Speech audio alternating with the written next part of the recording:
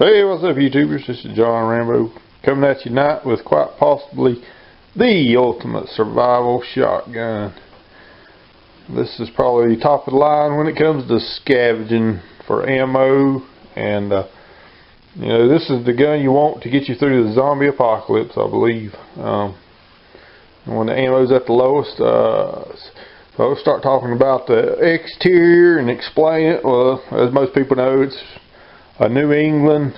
This is actually a Tracker SB1 model, so it has iron sights, has a cylinder bore choke. So I didn't really desire a cylinder bore choke, but hey, I'll take it, I guess. So since these are getting harder to find, I'm kind of glad I got it. Actually got the iron sights. We'll go to the exterior, and so starting down here, I've got I got 3 Orion flares. You can get these at your local Walmart. You could use them as incinerators if you had to, or of course signaling for help. And these 2 slots will be open for whatever style game I'm hunting. So if I'm hunting deer or buckshot, I'll have 1 in it and 2 right here for backup, you know.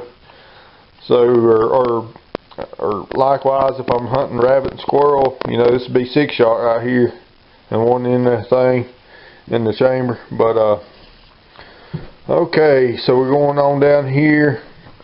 This is another one of those Picatinny mounts. Some people have been using these. Show it to you. I actually filed the top off right there so it don't get in the way of the sights. But it's a 5-position Picatinny rail, and I've seen YouTubers with these Survivor stocks in New England have actually been filing them down, mounting them right here, and making a scope mount for their single shots. I thought about actually putting the scope on here, but I was like, you know what, this is the scavenger gun. I don't want scope or red dot or whatever. Anything that uses batteries is a no-no for this type gun. So that being said, so I got this mount here. Somebody, I don't know where this was given to me when I was in Iraq. It's some kind of light mount. These thumb screws will not come completely off. You can actually so it's got 3. It's got 2 down here for whatever you're mounting, and then 1 up here. It mounts to the Picatinny. They, like I say, they don't come off, but you can unscrew them. I actually chose this one. It's big and gawky, but the idea, I could mount multiple different flashlights in right here, and I could even I probably want to mount a AA if I'm scavenging for batteries or whatever. AA would probably be the easiest to find. This one's a AAA. I just got it on here for looks, but so I could take that off, put the other flashlights in here, just tighten them back up, and I have some kind of light on my weapon. And you could even take it out and put a knife in there, put the handle back in there, turn it into a bayonet, you know. You gotta do a bayonet charge, a wooden stake, just in case you're fighting vampires. So, alright, I'm going to go talk about this sling now. Now, I thought, man, I need to keep a lot of ammo with this setup. This gun is designed to be a kit by itself, pretty much. And, you know, you've seen them 25 round slings that hold, you know, they're made out of elastic. And I know for a fact elastic will get big and you'll lose your shells. And I thought, that's a no-no. And so this, I have had this is like more or less a sleeve that goes on the belt. I've had this for a long time, and I think it might be some kind of waterfowling product, but I've had this belt a long time, never used it. And I remember this is actually a neoprene material, and 2 3/4 inch shells fit down in below there, and the chances of losing shells out of this belt is next to none. I mean, it'd be very difficult to lose these shells out here. It's like I say, it's neoprene. They don't stretch and wear out like elastic. So anyway, I just put it on I slid it over. I took it out of the original belt and slid it over the gun sling itself. Now in here we got a Moore knife, if I can get it out. So I just slid a Moore knife in there, so you'll have that. If you gotta grab one gun and run. One thing I like about single shots is they're so lightweight. You can really move fast if you had to. Now I got a big lighter with some black electrical tape on it right here to hold it, to make sure it stays in. I got multiple different shots and shells in here. I got some slugs, some buckshot, some 6-shot, 4-shot for turkey. And down here I actually got water for purification tablets, the Coleman brand, stuck down in there. So what am I going to do about water? For water, I got this stuff down in there. It's a foldable canteen. Not very tactical color, but it's foldable, and at least you got something. So that's that.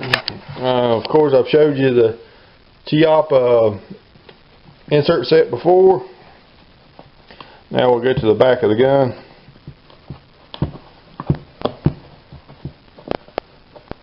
I think you might, if you got New England, you might still be able to get these Survivor stocks.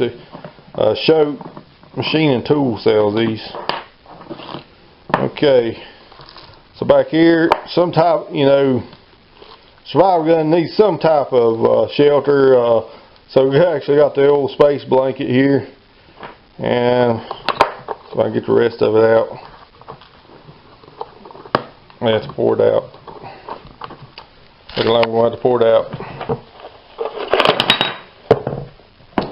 So I got this is like I think it was like 20 or 25 pound fishing line wrapped up in some more electrical tape. I got a knife sharpener. It's going to be important to have a wet rock. Now I got the Tool Logic knife. It's got a striker right here. If you've ever, these Tool Logics, this is the older model. These have a daggone sharp blade when you get them. It's pretty nice. I really like this Tool Logic right here. I took one of it has 2 O-rings. I don't know if you've ever seen this. Alright, it has 2 O-rings. When you buy it, it has 2 O-rings, one here and one here. I took one out because it was so hard to get out. You can see I couldn't take it out with one hand. Right there, it's only got one O-ring.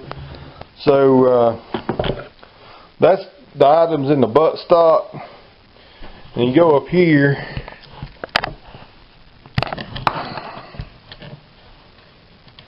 And take the foregrip off.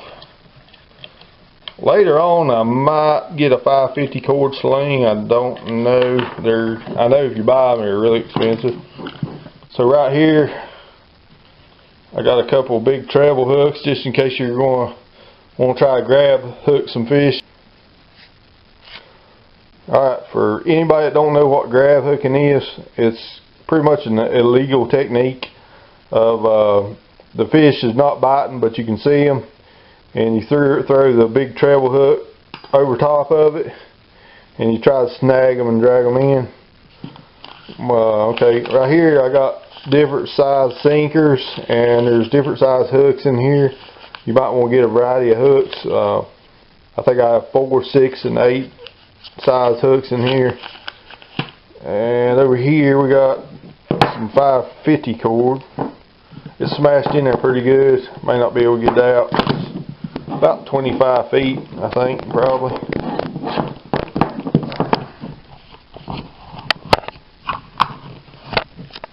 There you go. So it's about 25 feet of 550 cord, more electrical tape for whatever purposes. And this survival shotgun, like I say, it's a work in progress, so it's not completely finished. I'm kicking around the idea of adding some Velcro right here, just in case there, you know, I wanted to Velcro a few items on it or whatever. So hope you enjoy my adaptation of the Ultimate Survival Gun. This is John Rambo. I'm out.